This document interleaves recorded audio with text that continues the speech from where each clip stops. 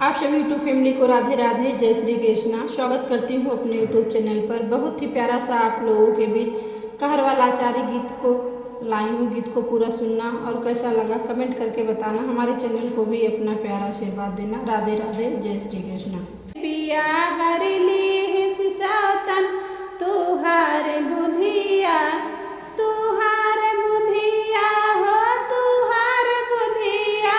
पिया हरली सौतन तुहार बुधिया। अंगुरी सारे पिया तुहका नचावे, अंगुरी सारे पिया तुहका नचावे।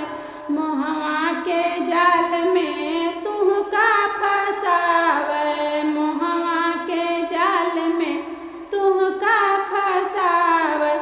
यही से भावना हमार बतिया, पिया हरली सौतन तुहार बुधिया।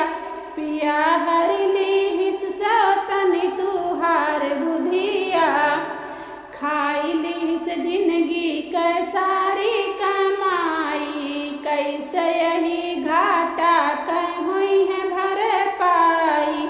खाइली से जिंदगी के सारी कमाई, कैसे यही घाटा कह हुई है भर पाई।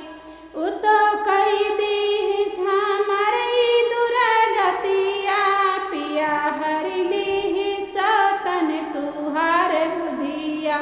पिया हरली सौतन तुहार बुधिया।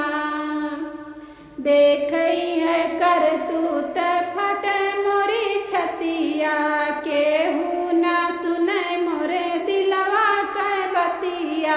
देखी है कर तूत फट मोरी छतिया, केहू ना सुने मोरे दिलवा के बतिया।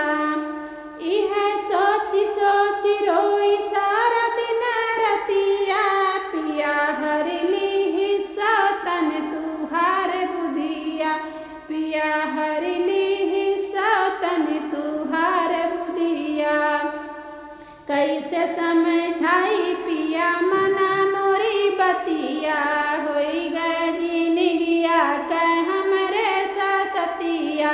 कैसे समय